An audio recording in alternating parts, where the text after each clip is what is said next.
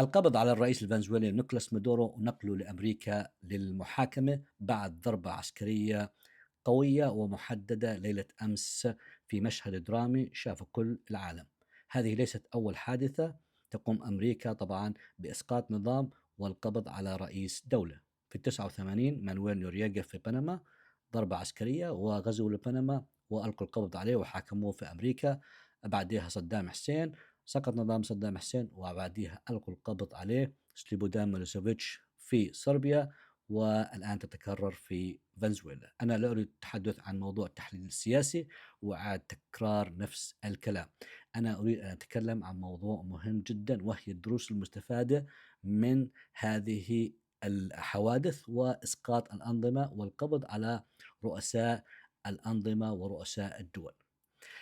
الدروس المستفادة اللي شفناها وتكررت بشكل كبير، أول إشي أنه الجوع والظلم أقوى من الشعارات. الشعارات بتنجح لفترة قصيرة، بعد هيك الشعارات لا تبني الدول ولا بتبني مجتمعات ولا زي ما بنحكي ولا بتطعم الخبز. الدول لا تقاد بشخص، الدول تقاد بمؤسسات وشعوب، هذه التي تقود الدول. إذا ما كان في قضاء، ما كان في عدالة، ما كان في مؤسسات بتدير الحكم، ما كان في إعلام صحيح، الدول بتنهار آجلا أم عاجلا. الدرس الثالث اللي هو غياب تداول السلطة.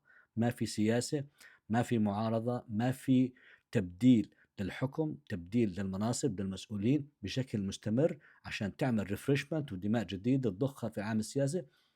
بتصير مرتع للفساد وبتصير الدولة هشة من الداخل لو بانت أصلا قوية بين الخارج، وفي الأخير رايح تنهار. وهذا طبعا شيء تكرر في التاريخ، والأنظمة هذه أثبت إنه هذا ما يحدث، إنه ما في تبادل للعملية السياسية داخل الدولة. في نظام ديكتاتوري شمولي، نظام أوحد بقود هذه الحياة، بقود الحياة السياسية، بقود الحياة الاجتماعية والفكرية والاقتصادية، وبودي فيها طبعا إلى الهلاك، لأنه بكثر الفساد إذا استمر طبعا نظام الحكم لفترة طويلة.